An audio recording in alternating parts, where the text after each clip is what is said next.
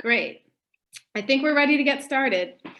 So good evening, everyone, and thank you for being here. My name is Renee Vogelsang. I'm your moderator tonight, and on behalf of myself, all of our panelists who you can see, and our co-sponsoring organizations, welcome. For those of you who don't know me, I'm the coordinator of Beyond Indian Point. And Beyond Indian Point is a campaign for the transition to 100% renewable energy and energy efficiency following the closure of Indian Point nuclear facility, which is scheduled for this April. Tonight's forum is entitled A Just Transition to 100% Renewables in New York. And as part of a series of forums, our campaign is organizing starting last fall and leading through this spring. At the end of the forum, I would like to let you know about a couple more forums we have coming up. So tonight we're talking about a just transition. As just stated, after decades of activism and organizing, Indian Point nuclear plant is finally shutting down this April. And the activism continues in the work to shut down dirty and dangerous gas plants, compressor stations, pipelines, and getting off gas overall in this state. Our work now is to make sure our state is making the transition to 100% renewable energy and energy efficiency, and that we're making this transition in a way that supports workers, our communities, low to middle income families, and those who are most at risk to the impacts of dirty and dangerous energy.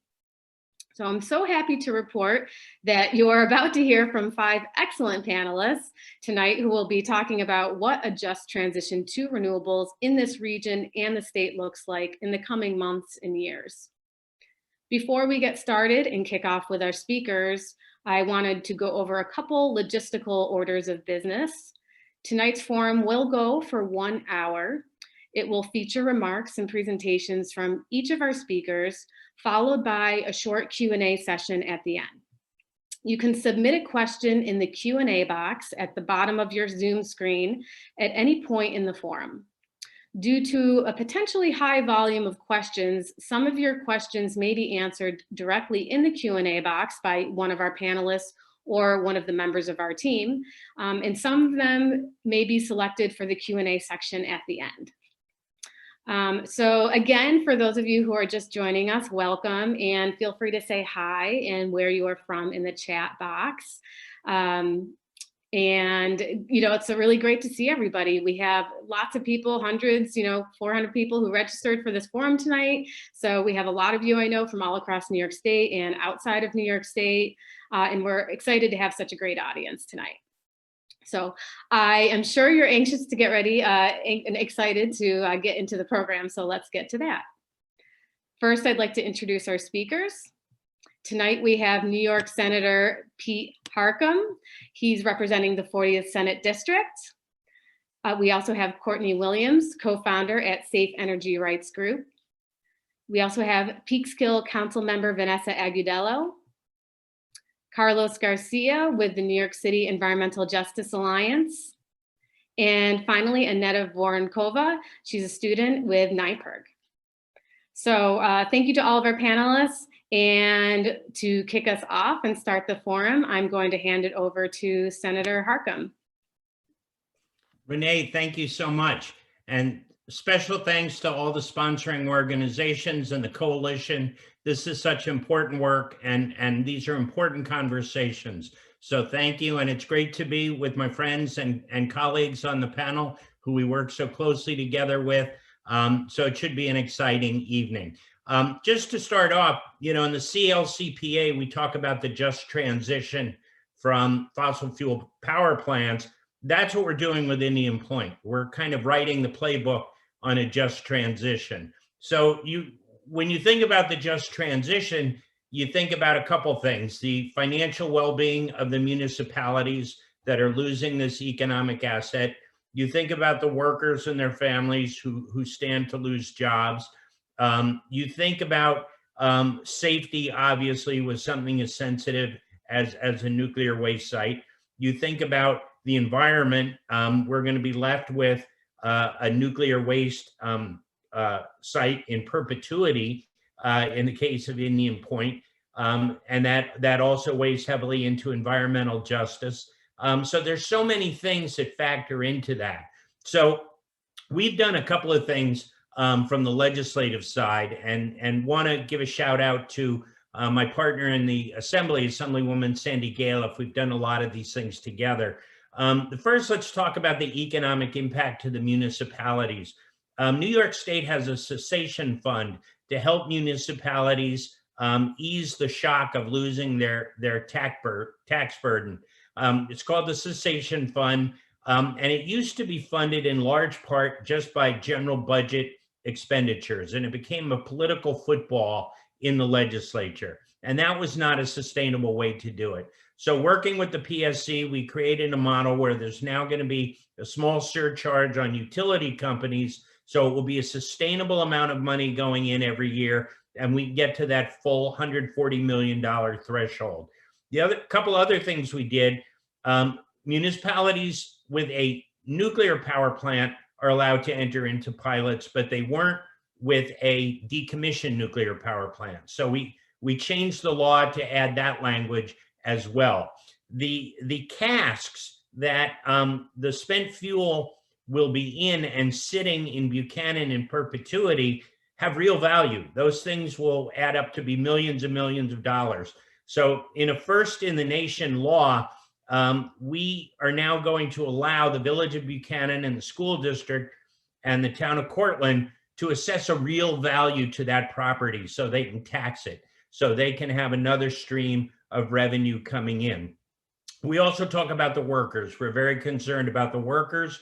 So we passed legislation that the governor signed that will first require Holtec to honor the collective bargaining agreements at the site, and second, to pay anybody who works there coming in, whether it's a building trade or someone else coming in offsite, to be paid the local prevailing wage. What we don't want is for folks to be coming in from, Tennessee, Mississippi, being paid half the prevailing wage and sending that money home. And then finally, we want to talk about community involvement, community oversight. We want to get more experts involved because nobody trusts the NRC. So we work collaboratively with a number of stakeholders on legislation for a community oversight board during the decommissioning. And we were able to negotiate that into chapter amendment language when the governor signed legislation at the end of last year. And the reason we did that was it saved us a year, because if we pass that this year, he may not get to signing that till December. The final plant closes in April. So it may not have been the most pure and perfect way to do it, but it was the best way to do it. And so the governor will be appointing that panel, environmentalists, community members, labor experts, and people with expertise in the nuclear field. So that will be an important aspect. There'll be a number of state agencies involved who will have boots on the ground to look at the finances, to protect the ratepayers, have DEC to look in on the environmental issues, comptroller, attorney general, and others. And then finally, we have the issue of, and I'm sure the other speakers, I know Courtney will talk about this massive gas line right in front of the power plant. And so, there are a lot of challenges going on here, but we are fully engaged. The stakeholders are engaged. A couple other things we're doing very quickly. I know we've got a lot of other speakers. How do we transition? Well, I've got legislation with Dick Gottfried that will ban the sale of fossil fuel powered automobiles and light vehicles by 2035, mirroring the California law. That also applies to leases. Something we passed last year, we didn't get through in the assembly, but we'll pass it again, and we now have an assembly sponsor, is solar canopies over parking lots are a wonderful way to get community solar. And our towns and our counties have big parking lots in their parks. In the past, they would have had to go to alienation, take 2 or 3 years. So incentives expire, investors go elsewhere. So this would end the alienation process over the impervious surface. So we can now begin to, once we pass this legislation again, to be building community solar in our parking lots that's municipally owned, so we don't have to go through planning and zoning and again lose years of time. So those are just a couple of the things. You know, I really look forward to hearing what the other panelists are saying this evening, and look forward to a great discussion. So thanks for having me, and hope this helps. Thank you, Senator Harckham. It's great to hear about all the great work that you're doing, and we thank you so much for everything that you're doing for the community and for the state of New York. So up next, we have Courtney Williams.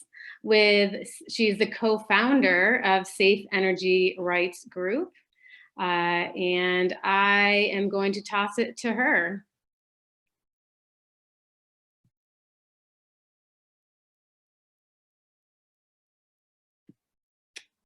And Courtney, you might be on mute. It is. I was, thanks. Sorry. Let me know if you are able to see the PowerPoint slides. We can see you. Yep. Okay. So I just wanted to start by introducing myself. So my name's Courtney Williams. I am the co-founder of SEnRG Rights Group, but over the past several years, I've been working with a slew of other groups from Resist Spectra and Stop the Algonquin Pipeline Expansion, and more recently, although not that recently, Indian Point Safe Energy Coalition.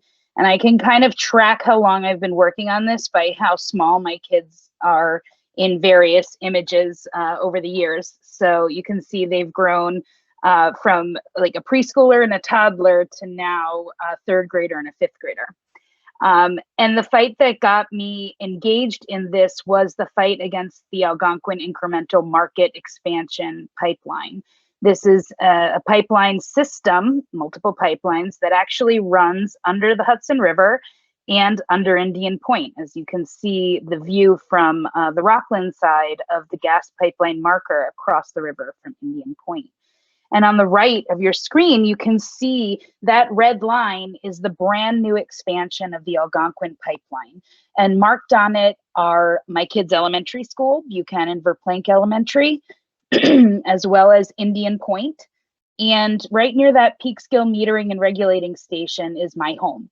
So this pipeline expansion is now 400 feet from my home, 400 feet from my kids' elementary school, and 105 feet from critical safety infrastructure at Indian Point nuclear power plant.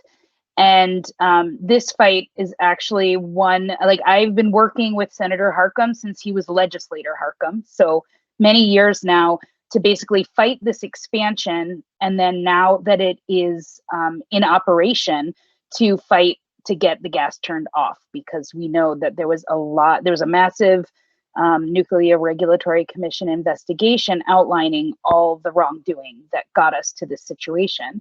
And so our fight has kind of transitioned now to trying to get this gas shut off, and then also trying to make sure that Indian Point decommissioning is done properly. So there are additional gas lines running underneath the plant, like 400 feet from the control room. So it is imperative that the decommissioning company that gets this work is one that is doing it by the very best standards, and importantly, using local skilled workers and not just the cheapest labor they can find. And while some folks think the shutdown of Indian Point really solves this problem, in reality, it doesn't. So on this slide, you're looking at an image. We worked with researchers at Princeton University in their program on science and global security to model what would happen, not if Indian Point melted down, but just if there was a fire of the spent fuel that is stored there. And it's stored there because there's nowhere else for it to go. And it is stored on top of this gas pipeline system. So a pipeline rupture could result in a fire. And so what they did was they took weather data. In the image there, you're looking at weather data from December 1st of 2015.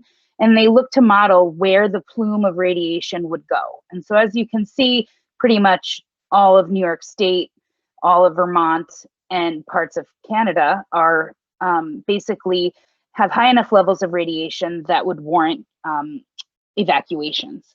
So I would encourage you, and depending on which way the wind blows, this goes down to Washington, D.C., it goes west to Pittsburgh. So really, if you're anywhere on the Eastern Seaboard, this is a reason for concern. And I encourage you to go to that tiny URL link that's at the bottom, and you can screenshot this, or I think folks are going to drop it in the chat, and submit a comment, because the company that Entergy has chosen to do this is literally the worst possible company. When they came to us for the first time with their plan for decommissioning, they didn't even know there were gas pipelines underneath the nuclear power plant.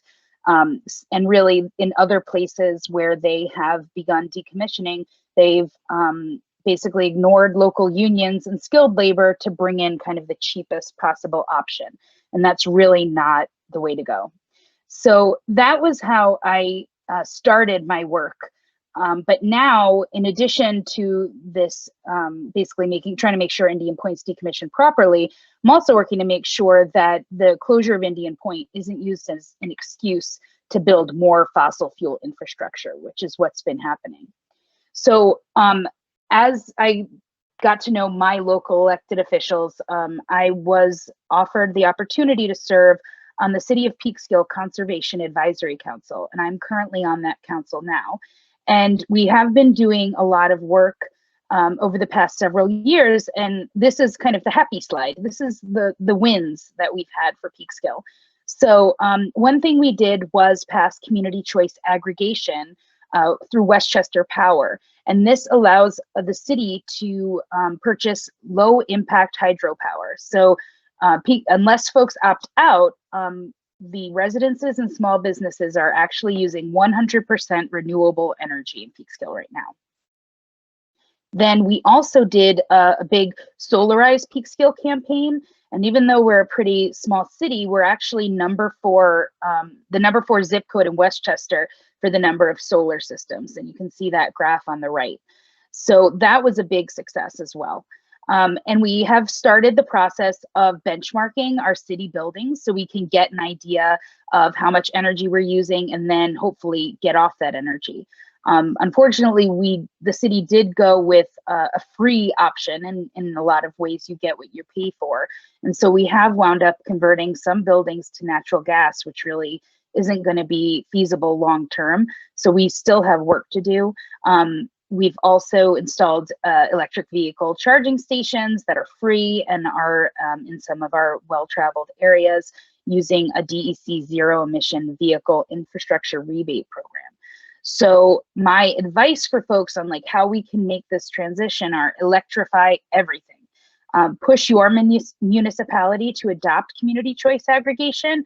So really it's a change to the law, and it allows them to buy power that is renewable. And if you live in the county of Westchester, you're really lucky because Sustainable Westchester really makes all of this very easy. So reach out to them. And the other thing you can do is find a Solarize program. So we became number 4 in Westchester for solar systems, mainly with volunteers, kind of doing the legwork of spreading the word and saving residents the cost of solar panels by having volunteers kind of do that sales work. But on our to-do list, we still have to do is do some heat smart work. So there are heat smart programs all across the state to basically help people switch to renewable heating, which is super important. We do want to work on community solar because we have a lot of folks in apartments or in rentals or in houses that can't have solar panels, or more importantly, don't have the thousands of dollars to invest in solar. I'd really love for our city to adopt the New York Stretch Energy Code, and folks can find out more about that at New Yorkers for Clean Power.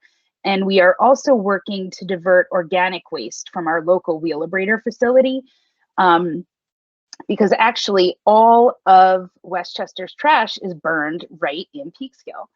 And we are actually an environmental justice community. We have a lot of polluting infrastructure and businesses, and our residents are feeling the health impacts from that. So while this slide is the happy slide, we definitely have work to do because this does not look like winning to me. So this is a screenshot from the You Are Here map that you can find at youarehere.org. And this is fossil fuel infrastructure in New York and some neighboring states. So you can see the pipelines, the green dots are compressor stations, the red dots are plants. So we really have a huge network of fossil fuel and specifically fracked gas infrastructure in New York State. And even though we passed the CLCPA, the Climate Leadership Community Protection Act, we are still building more fossil fuel infrastructure. So how do we stop that? And you know, the whole point that we're here tonight is on a just transition. How do we make that happen? Well, we've had a couple of important things happen in the past year. So one is that New York State passed the Climate Leadership Community Protection Act and set lofty goals for getting us off fossil fuels. There are various panels going on right now that you can engage in and submit public comments to, and that link is right there. I encourage you to look into it, see what panel is meeting, and engage in that. There are a lot of organizations working on this as well here in New York State. Renewable Heat Now, Alliance for a Green Economy, SEnRG Project, New Yorkers for Clean Power, and then there are heat smart organizations all over the state.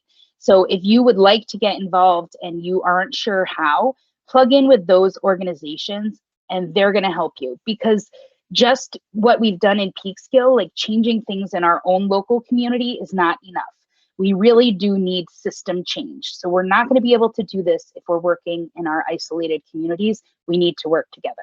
So on the state level, that's the way to go. But we also have a new president, and we also have, you know, a razor thin control of the Senate with elected officials who acknowledge that climate change is real.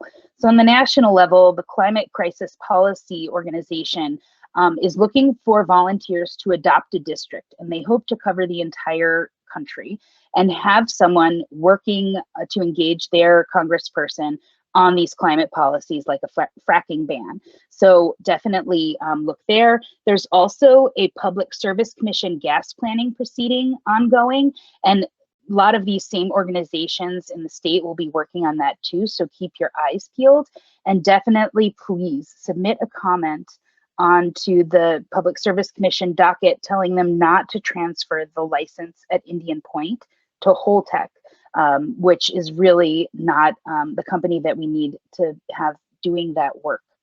And with that, I am all set, and I didn't tell her I was going to do this, but these are just some of the pictures of the activism that I've engaged with over the past several years with Councilperson Agudelo on a variety of different topics. And since she's coming up next and I had been looking through images, I put them in here. So forgive me, Vanessa, and that's it. Thank you. Thank you, Courtney. And please include any of the links that you just mentioned about making comments.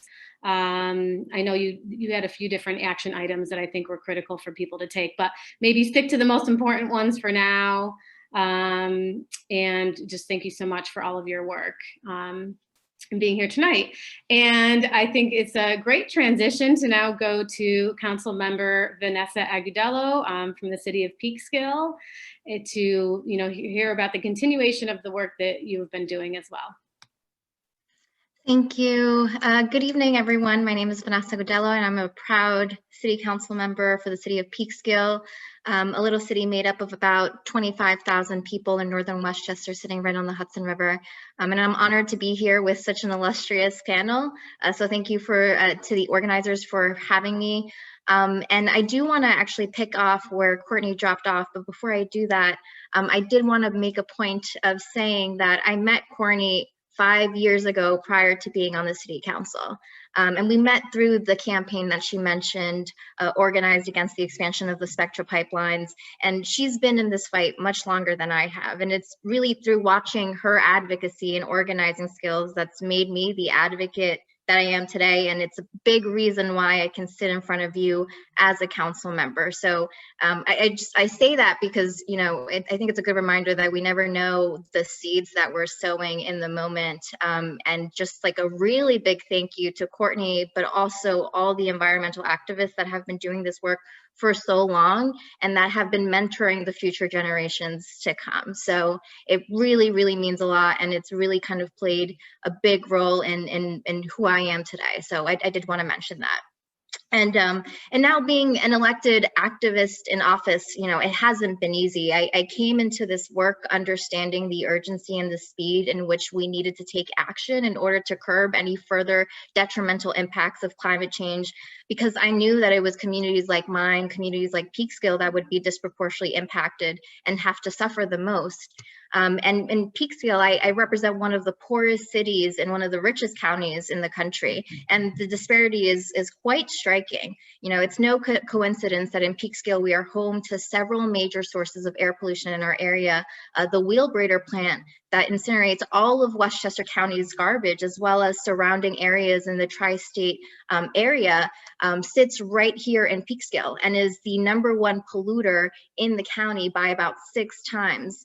And we know that this air pollution has been deadly for our residents, who have been suffering from asthma at alarmingly high rates. In fact, our rate of asthma-related emergency department visits is more than 4 times as high as nearby Somers, and we hold the highest infant mortality rate in Westchester County as well. And to make matters worse, Courtney referenced this, our city sits at the perimeter of what was the oldest operating nuclear power plant, now being decommissioned, with 2 42-inch fracked gas pipelines adjacent to that plant.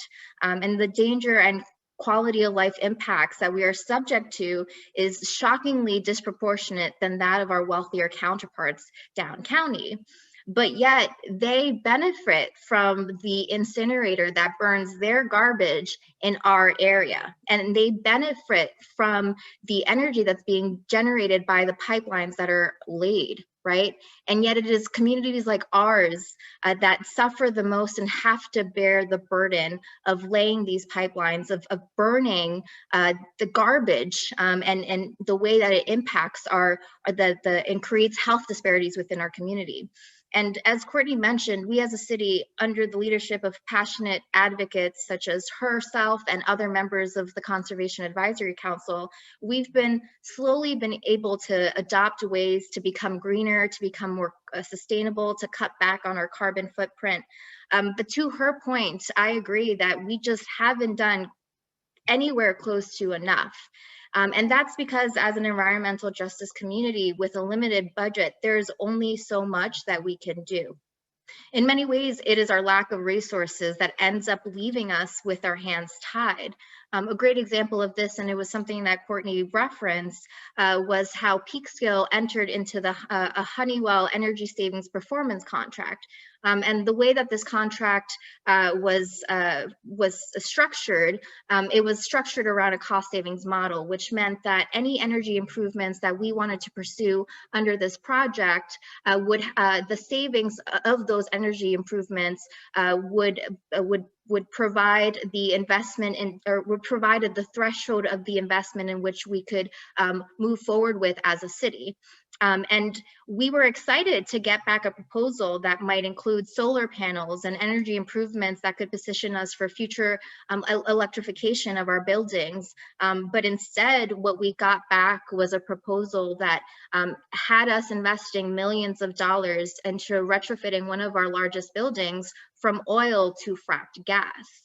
And this is a piece of equipment because of this cost savings model that we will be paying off for the next 20 years.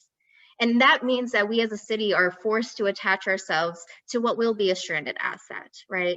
And we had no other choice to move forward with this because there was no political will to really look into other ways in which we could perhaps move in other directions in which we could move in, such as geothermal. And we were limited in those directions because we were constantly told that it was just going to cost us way too much. And now we know, all of us on this call know that we can't no city should be operating off of fracked gas in the next 20 years. No city should be investing millions of dollars into equipment that will be powered off of fracked gas in the next 20 years. But unfortunately, as an environmental justice community, we're already starting off with unequal footing. And it's unfair to assume that communities such as ours can be positioned to succeed unless we are invested in and given the opportunity to be at the center of future green projects. And that's why I'm really proud to have answered the call from the Renewable Heat Now campaign, and to have signed on to a letter along with over 190 other elected officials regarding the statewide gas planning proceeding that was referenced earlier, that is supposed to align the New York's gas system with New York's climate laws and goals that were put forth by the CLCPA. And in this letter that was filed formally, we outlined what people and communities need in order to move the state off of fracked gas in an orderly and equitable way, and in a way that really ensures that every household has access to affordable renewable heat and renewable energy. Things such as funding that must provide that, or delineating things such as funding that ensure that all communities can transition themselves from fossil fuel dependency, including funding for heat pumps and induction stoves, that this funding be made available and affordable to people of any income and not just the wealthy. It also delineated the need for this proceeding to require utilities to prioritize disadvantaged communities for renewable thermal investments and jobs, places like Peekskill, and provide us the guidance and the resources for responsible development. This is I know in that letter, there was mention about the creation of a division that would be dedicated to working with local governments around building codes and financing to support these kinds of projects and these kinds of electrification. And that would have been useful for us 2 years ago prior to entering into the energy performance contract with Honeywell. The comments also outlined the requirement of steps to ensure affordability and resilience of our electric grid. We need to direct the utilities to invest in electric grid resiliency and reliability. We've seen this as so many of our cities have been shut down due to storms, the intensity of the storms that we're seeing due to climate change. And we need to invest especially in cities like Peekskill, in burying power lines and distributing electricity generation and renewable-based microgrids to communities like ours, to ensure that we're at the center of this green progress. And of course, it also delineated the need to halt new fossil fuel infrastructure investments. And I think that this is really a demand that needs to be urgently met, because we know that we passed the CLCPA, the Climate Leadership Community Protection Act, and it was a monumental win for New York, but it's been over a year now, I think, that it's passed, and we've gotten so much credit for passing it, and yet time is going by, and Cricket Valley Energy fracked gas plant is coming online. Places like Danskammer plant are being expanded. The North Brooklyn pipeline, all of these projects are still moving forward. And we're not, I don't believe we are quite meeting the urgency that we need in order to truly find solutions for the scale of the problem that we're meeting. And since these comments have been put forth, I know that a white paper has been released by the Public Service Commission, and though it has addressed a couple of the issues that were raised in the comments, it still sidesteps many of the larger policy questions, including ending current utility subsidies for gas expansion, setting real greenhouse emission reduction goals, addressing environmental justice and affordability issues, and providing support for local governments to plan for gas phase outs. I also believe that it would take about, in order for us to get a real timeline for implementing CLCPA, it's going to take these various committees that are planning this about 5 years. And we just don't have that kind of time to come up with a plan. We need a plan now. So I'm so happy that a number of our colleagues on the city council, a number of our colleagues throughout the Hudson Valley and across the state, and a number of our state elected officials, including Senator Harckham, has signed on to this letter. And I hope that we can continue to put pressure on the Public Service Commission to step up and to make sure that this gas planning proceeding is working for New Yorkers and not for utility companies. So that is one of the things, so one of the action items I think I have for you all is to continue to ask your elected officials, especially those in state office who have a big say and have the ability to pressure these state agencies to really do what they need to do in order to come up with a plan that brings justice to our communities. Because for so long, we have been forgotten, and it's been our lungs, it's been our air quality, it's been our quality of life that's been put on the back burner. And to me, that says that we don't mean very much. And I don't believe that that's what our leadership believes. So I'm really hoping that we have folks step up to make these changes. Also, I want to also just quickly mention before I go, I spoke a lot about needing to invest in places like Peekskill, in places that are disproportionately facing this burden. And folks might be asking yourselves, well, where are we going to get this money?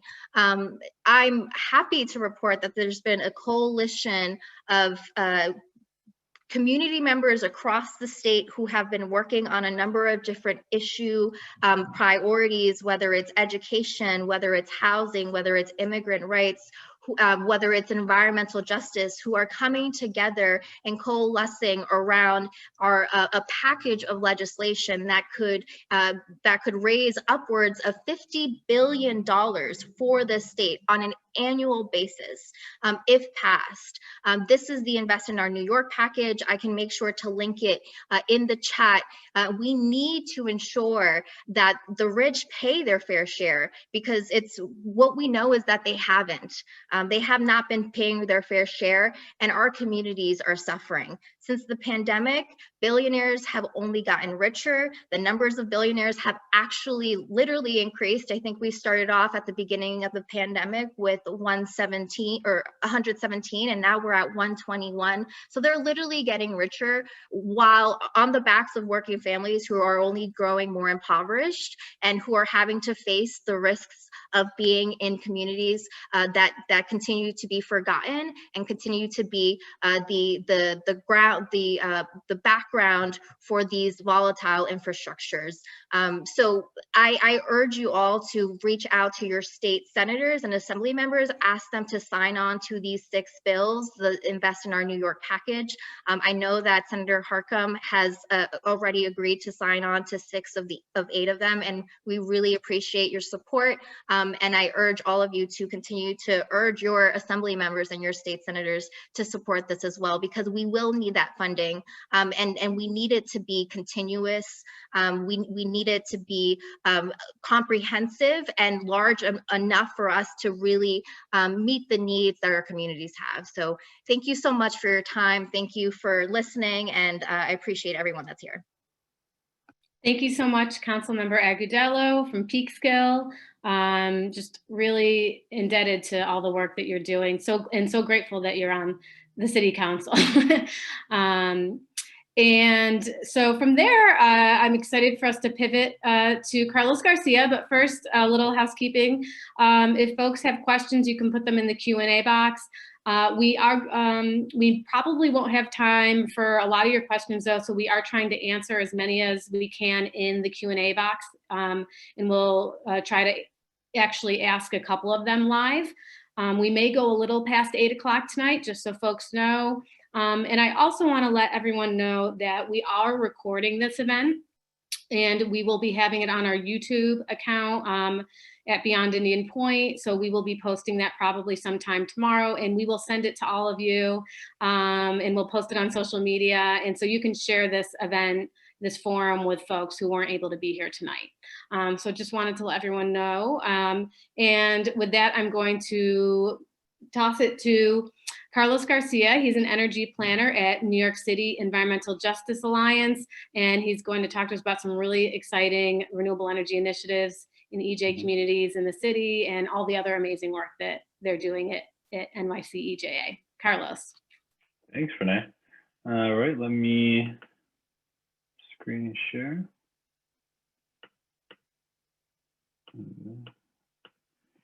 Perfect. Okay. Great. Well, good evening, everyone. My name is Carlos Garcia. I am the energy planner, as Renee so kindly said, at the New York City Environmental Justice Alliance. For short, we can just call it NEJA. We're based out of New York City, and it's my pleasure to talk to you about my organization, a lot of the on-the-ground work, some of the coalitions that we're in, and some of the project policies that they've passed, and how this is all working towards a just transition. And I've made this as colorful and as many pictures, I've uploaded as many pictures as possible to keep us all entertained in these late evening long Zoom calls. I've been at least at 5 today, so I'm going to try to keep this as light as possible. So, I would first like to give a little bit of background into, what NEJA is and who we are. We're a citywide membership network of grassroots organizations from low-income communities and communities of color across New York City. We have 11 members representing a variety of communities in Brooklyn, Queens, Manhattan, and the Bronx. And we've come together around a variety of environmental issues, such as resiliency, transportation, solid waste management, and air pollution. And more recently, a lot of our attention has been focused on tackling the energy sector. And this is not to say that NEJA is new to the energy policy space. Almost 20 years ago, we worked with our NEJA member Uprose to actually sue NYPA, the New York Power Authority, for citing of new power peaker plants in New York City's environmental justice communities. And it actually be a very cool fact because we have a partnership with NYPA to actually decommission some of those, so we'll address those later. So energy and environmental justice is not is a very important issue to us, and it's something that we've been working on for decades. And so to try to make it really kind of simple on the 4 things that I'm really going to talk about today, our portfolio for energy encompasses really 4 main things. First, it's our Revitalize Coalition. It's our Peak Coalition. It's our Climate Works for All Coalition. And then I'm going to talk about some of the regulatory avenues that we partake in for policy and things like that. And I hope everyone can appreciate the electron kind of vibe that I was going for here. It was close to that I could get to, but that was just me trying to be cheeky. So the first coalition I'd love to talk to you about is our Revitalize Coalition. So it was founded in 2017. And NEJA partnered with Push Buffalo, which is not a NEJA member, but is one of our allies in Buffalo, New York. Uprose, which is a NEJA member in Brooklyn. And the Point CDC, which is also a NEJA member in the Bronx, to overcome the technical and regulatory hurdles facing community-founded renewable energy development within the state of New York. And having these developments be, distributed energy resources be founded by the community, owned by the community, have the benefits solely go to the environmental justice community is really part of what a just transition is, which is really centering the communities that are most affected, environmental justice and low to middle income communities, and having them be the first to reap the benefits of the just transition. Something that I like to say is we have to ensure this is a just transition and not just a transition. And this is one of the ways that we really are focusing on and we see as really being an integral part of how we get there. So, one of the projects being developed under the Revitalize Coalition is the Sunset Park Solar development, which is being led by Uprose. Uprose is Brooklyn's oldest Latino community-based organization and is, like I said, a NEJA member. And this project is being developed in partnership with Solar One and Co-op Power and is New York's first cooperatively owned community solar project. Community solar cooperatives are not simply about installing solar panels on a building. It's part of the larger energy democracy work that we are trying to instill in a lot of our projects to make local renewable energy accessible, affordable, and like I said in the previous slide, owned by communities most impacted by polluting infrastructure such as power plants, pipelines, and extraction. So the project is going to support between 150 and 200 local households and their energy demand. and small businesses with monthly energy bill savings, all within the community. And also Sunset Park Solar has a really amazing workforce development component where 6 local residents are going to participate in a free 2-week solar installation training and free OSHA 30 certification classes to help build the project. Apart from the actual, and that's just one of the projects, but apart from the actual, renewable energy development that Revitalize embarks on, we also focus a lot of our time and attention towards policy. And a really awesome example that I love to tell everyone about is that in 2019 in September, NYPIRG co-organized and facilitated a stakeholder discussion with NYSERDA, which is the New York State Energy Research Authority, about plans to address environmental justice communities and LMI households within their 6 gigawatt mandate by 2025, set by the CLCPA, the state energy plan. And this meeting provided Revitalize partners and NYPIRG members and our community allies a really unique opportunity to help guide NYSERDA as they shape the future of their $600 million plus New York Sun refinancing program and incentives to their benefit. And ultimately, NYSERDA took almost all of our ideas and restructured their equity portion of their New York Sun program, which is really awesome because recently, in a really great full circle, our NYPIRG member Nos Queramos, who's also in the Bronx, received pre-development funding to embark on their exploration of community solar development across their affordable housing portfolio, only because of the guidance and the ideas that we get to NYSERDA that they implemented. And in this picture, as you can see here, this is actually an energy finance workshop that we have for our Revitalize members and the people that work at their organization through our technical capacity advisors, sustainable capital advisors for Revitalize, to help everybody understand the really complex and weird world that is energy finance, especially in New York City, with the ITC ramping down, property tax abatements, everything of the such. And now I'd like to give an introduction to our Peak Coalition and who it consists of. So our coalition consists, again, of UPROS, the Point CDC, ourselves, New York Lawyers for the Public Interest, also known as NYPIRG, and the Clean Energy Group. And we've all come together to end this long-standing issue of pollution burden from peaker plants in the city's most climate vulnerable communities and its environmental justice communities. And so our collaboration brings together technical, legal, public health, and planning expertise to support organizing and advocacy led by the communities that are most harmed by peaker plant emissions. And we also have a lot of other technical allies that are supporting this project as well. And as it says, together with communities, we're advocating for a system of localized renewable energy generation, battery storage to replace peakers, along with other demand side energy reduction strategies, such as energy efficiency, demand response, energy management systems, so on and so forth. Which is, of course, as it says, going to help make these communities more resilient in the face of increased climate impacts. And in talking about some of the projects and collaborations that we have developed in our first year of operation, we launched Peak. Geez, it was very unusual, but I think right towards the beginning of the pandemic, I want to say at the end of March, beginning of April, although it seems like forever ago. I'd love to highlight 2 projects.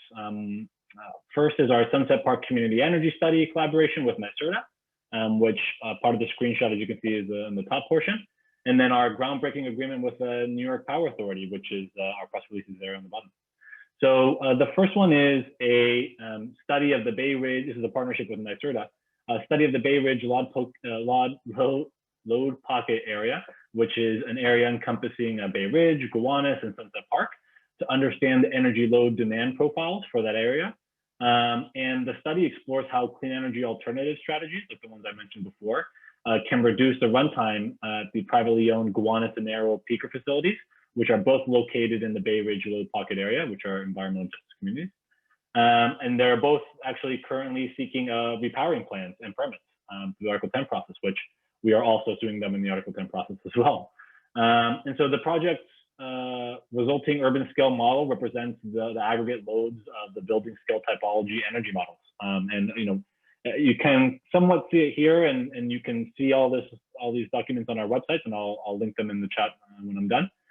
But you're going to be able to see on a really granular level how energy is being consumed, what kind of consumers, residential, commercial, industrial, how much energy usage, and then the strategy is going to be how can we most effectively and efficiently decrease energy in that area to decrease the dependency on the peakers. And the final partnership that I'd love to share with you all is an exciting partnership, which according to our research is the first in the United States between the State Power Authority and the Community Environmental Justice Organization. And that's to take the beginning steps to implement renewables and battery storage replacements or augmentation of their existing fleet of peakers with NYPA.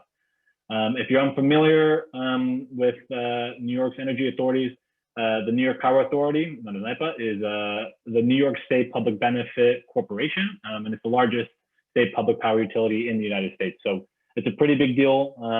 We're getting into some really, really technical studies and analyses of their peaker plants and seeing how we can replace those economically while addressing reliability issues with the NYSO and Con Ed and the grid.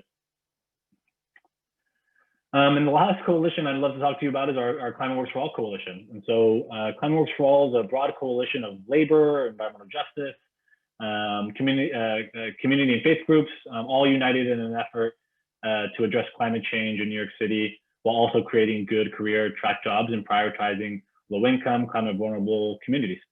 And a really great example of one of the successes of Climate Works for All, Local Law 97, one of the most aggressive and wide ranging energy efficiency laws for buildings 25,000 square feet and larger, was really instrumental. Climate Works for All was really instrumental in having that passed. That was a 6-year campaign that they had been working on. So that's something that they passed recently, and myself, I'm currently on a few advisory panels for that law and seeing how it succeeds. But this image right here is a snapshot of our revamped website. It's nyclimateworks.org. I'll put it again with the other list of links in the chat, which has an amazing resource library of all our publications and our campaigns. 2 noticeable products from Climate Works for All is our Equitable Recovery Budget Plan, which is in the face of COVID, of really creating 100,000 climate jobs for frontline communities of color. And then the second one is the New York City Council, mayoral candidate forum, which is happening on March 18th. And we're going to have a lot of New York City Council members and community members and organization members ask questions to the mayoral candidates that you may not hear or see otherwise. And a fun tidbit, I created the website. I am a really great kind of landing person, apparently, for a lot of our coalition websites. The Peak Coalition website I made as well, although we're going to revamp it as well. But please feel free to check it out. It's a really fun and interactive website with all our resources. And lastly, I'd love to discuss NYJA's recent regulatory accomplishments. The first is NYJA's broad appointment to the New York State's Climate Action Council advisory panel. So I know we referred to it a little bit in 2 slides ago, or 2 presenters ago, but the New York State Climate Action Council is a 22-member committee that will prepare a scoping plan to help achieve the state's bold, clean energy targets as stipulated by the CLCPA. The advisory panels will hold sector-specific discussions that will provide recommendations to the council for consideration as it develops the scoping plan to achieve those greenhouse gas and energy reduction targets. And of the 8 total advisory panels, NYJA staff were recommended and appointed to 6. And I think we're actually the only organization that has people in more than one. So this is, has continued to allow NYJA to be a thought leader in the state's plan, as it was in writing the actual CLCPA, as well as making sure that it fulfills its clean energy obligations, while also keeping false solutions by the oil and gas industry at bay, or so we're trying. And also in a bit of great recent news, NYJA was successful in their few years long battle to pass the Renewable Rikers Act, which you can see here is an image of some modeling that we did for what Rikers could look like. And the Renewable Rikers Act transfers control of the island from the Department of Corrections to the Department of Citywide Administrative Services, which is also known as VCAP. And it directs the city to conduct a feasibility study on the island's potential to house and store renewable energy resources, turning a historically oppressive island into one of equity and helping us move towards a green energy future, hopefully with environmental justice, community members being the backbone. And that's it. Thanks everyone so much for listening. I hope, this is just a glimpse, this is just our energy work, but I hope this gave a glimpse into who NYPIRG is, who we are, who we work with, what we value. If I'll put all these links down below. If we have a lot of organizations that we work with, a lot of amazing individuals as well who aren't with organizations, who are champions of our work and help support us in a lot of different venues, whether that's coming to our events, coming to our press releases, right, helping us with writing letters or speaking to elected officials. There's a lot of different avenues for collaboration and support, and we value each and every one of them. So thanks everyone again. I look forward to hearing the rest of the conversation, look forward to answering any questions, and thanks. Thank you, Carlos, and thanks for all the great work that NYPIRG is doing on a just transition. That was really impressive and exciting to see everything that you guys have going on, that you're working on all across the state and in New York City. So thank you for being here. So we are close to 8 o'clock. Our final speaker is Aneta Voronkova with NYPIRG. She's going to speak, and then we will answer a couple of questions. So if folks can stay after 8, just a little bit after 8, that would be great. And we will field a couple of your questions, but we do have a high volume of questions. So we will try to answer some of them in the Q&A box at the bottom of your screen. There are a number that we probably won't get to tonight, so we will also be following up after the forum to answer some of your questions as well. And finally, just once again, for folks who missed it, if you missed the beginning of the forum, or if you had to drop off at any point, we are recording this forum. It'll be on YouTube, and we will share that with you, and you can share it with others as well who maybe missed portions and would like to refer to it. So with that, I'm going to toss it to our final speaker, and then we'll take a couple questions. So thank you so much, Aneta Voronkova with NYPIRG Pratt. Good evening. Yeah, my name is Aneta Voronkova, and I'm an architecture major and a 4th year at Pratt.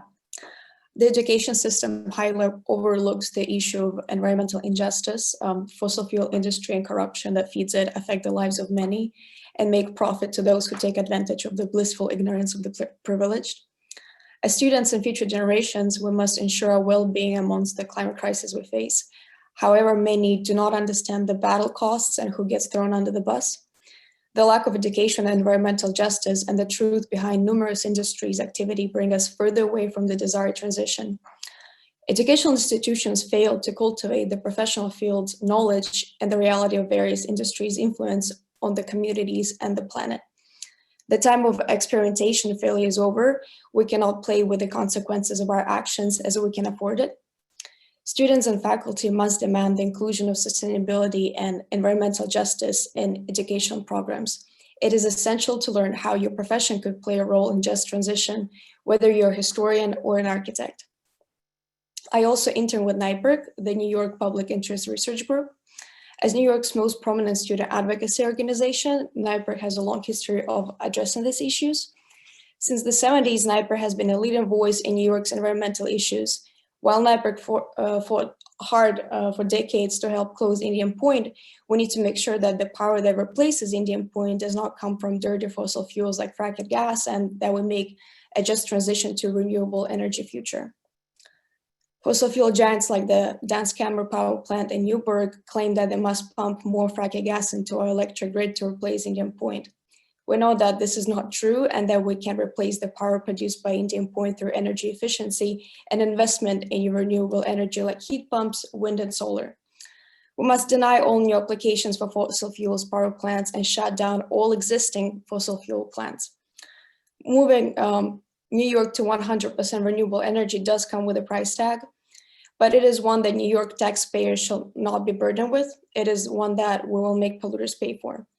My fellow students and I should not bear the burden of financing the cost of the climate crisis. Those responsible for igniting climate change shall be held accountable and pay for their actions. I'm happy to see New York taking bold action in the form of the Climate Leadership and Community Protection Act. However, the CLCPA can only work if the funding is provided. One thing that will ease the cost of transition beyond Indian Point without fossil fuels and help see the CLCPA is the Climate Community Investment Act. The CCIA will generate $15 billion annually to support the just transition to 100% renewable New York, and polluters will be the ones to finance it, not the taxpayers. I am excited to work with NYPIRG and NYRenews to ensure that the CCIA passes through the state legislature this year, making the transition beyond Indian Point without fossil fuels much more achievable. If you're interested in helping NYPIRG and NYRenews on this legislation, you can sign up for the scheduled lobby visits on this site here. I will drop the link in the chat in a moment. Please visit nypirg.org or find us on Instagram and Twitter at NYPIRG for more info on our campaigns. And if you're a student that wants to be involved in these campaigns, NYPIRG hosts student leader meetings on environmental protection every Tuesday at 1 p.m. And you can email Eric at ewood@nypirg.org for more details. And thank you. Thank you so much, Aneta. I am a proud NYPIRG alum, student, intern, and employee. So I did it all. And they're a great organization. I highly encourage all the students. I know a lot of students registered for tonight's forum through NYPIRG. So if you are a student, I highly encourage you to get involved with the work of NYPIRG, whether you have a campus chapter or not. And if you don't have a campus chapter, start one and contact and email Eric about that. But thank you so much, Aneta. That was really great. And you know, all the work with the CLCPA and the continued work with getting the funding that's needed is even just as critical, if not more. So wrapping it up, we are over 8 o'clock. Thanks for everyone who's hanging in with us. We're going to ask a couple of questions and then we're going to wrap it up. And again, we'll have a recording of this for folks who have to hop off or folks who missed the beginning, etc. So I have 2 questions I'm going to ask. And also for those who didn't get their question answered, we have a lot of questions in the Q&A box. We will follow up afterwards. So we will be recording your questions. So our first question, you have all talked about really important policy changes and projects that must happen in order to make sure we pursue a just transition to 100% renewables. How can we build a powerful movement to accomplish all of these changes? So I guess that's going to everybody, but are there a couple of people who want to take that? I mean, my activism started with like a meeting of 40 of my neighbors in my living room during a July thunderstorm when we realized that the pipeline was being expanded near our house. I mean, obviously we built a huge movement that fight spawned. It started with Stop the Algonquin pipeline expansion that really educated us. And then it grew to include SEnRG Rights Group, which is a nonprofit I started to fund the legal fight, and then Resist Spectra as well. And so, you know, it kind of really, I think folks think that they need to get on board or someone needs to do something, right? And it's like, you're someone, you do something. And I really do think it takes every person to get involved. So in the comments earlier, I said, like, I think we had upwards of 150 people on this call. And if all of us became fully engaged in this, imagine the amount of stuff we could accomplish. So I think really just jump in. There's a lot of groups represented on this call. Reach out to them and start attending their meetings and doing their action items and all of that. But I really do think we're not going to fix this just by the standard incremental change. Like, we need a massive disruption to change the system, and we cannot leverage it if it's just a few people engaged. We need everyone engaged until there's enough of us that there is no option but to do what needs to be done. And I might do a follow-up to Senator Harckham. You know, what can your constituents or folks who are constituents of other senators do to help push this work along that needs to get done? Sure, and that's a good follow-up to what Courtney was saying, because everyone also has a different part to play. You know, the grassroots movement has one role, the nonprofits have a role, the NGOs have a role, and we as elected officials have a role. People listen to comments from constituents, emails, phone calls, letters, petitions, all of the above get people's attention, and call and demand a meeting with your local official. You know, I meet with community groups all the time. You know, that's my job. That's what I'm paid to do. And so call and first ask for a meeting. And if they don't give you a meeting in a reasonable time frame, then you know, start becoming a squeaky wheel and get in front of them, because you know, it's that power of persuasion. There are certainly going to be times when your elected official may have a respectful disagreement with your position, and that's democracy. But at least the dialogue and the exchange should be happening. And so don't hesitate. You know, they work for you. I work for you. So reach out and you know, demand to see your elected representative. Exactly. Thank you, Senator. Okay, we have time for one more question, and then we're going to say our goodbyes, and I promise we'll follow up afterwards. And to our speakers, if you have any links or email addresses or anything you want to put in the chat for folks, please do so. And otherwise, you know, we can email people some more information afterwards as well. So our final question, I think, is actually going to go to you, Carlos. Can you please comment on Governor Cuomo's proposal to water down Local Law 97's building emissions requirements? Tell us how we can help. Yeah, great, thanks, great question. So again, those who are maybe unfamiliar with Local Law 97, high level, really stringent emissions, energy efficiency targets for buildings to reduce the emissions from the energy that they would have needed to fulfill that energy. For buildings 25,000 square feet and above, so really large buildings, building owners are not mom and pop who own 25,000 square feet in New York City. These are massive, massive companies. And so there are certain targets by certain years. In the Governor Cuomo's budget proposal, it's called Part R, there's a provision that would open 6 million renewable energy credits, representing twice the greenhouse gas emissions over Local Law 97 limits for 2024 to 2029 that building owners could use. So, you know, in other words, Part R could allow building owners a loophole to avoid compliance to the law. And that would completely obviously undermine the objective of Local Law 97 to reduce building emissions in frontline communities.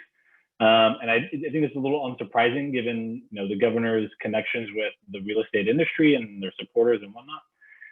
So, you know, that's something that's at the heart of one of the campaigns, right? Our Climate Works for All coalition.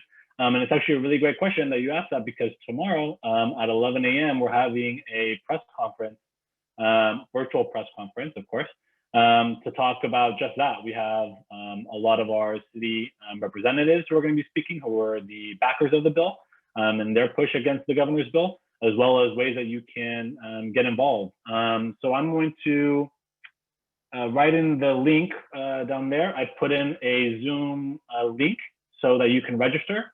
I'll be speaking at it as well. So I'm sorry, you're gonna have to, you know, you haven't escaped my voice for a full 24 hours if you so decide to join. But it's going to be a really great resource for you to have a better understanding of what's happening, who all of the major players involved in helping to fight it and to ensure that Local Law 97 is actually being enacted the way that it should.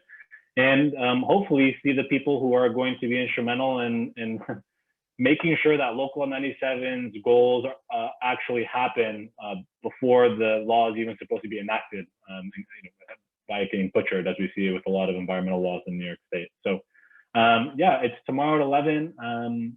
Please do that. Come check it out. Or, like I said, check out the Climate Works for All website. And there's a lot of resources there around Local Law 97 and our work. Very timely question.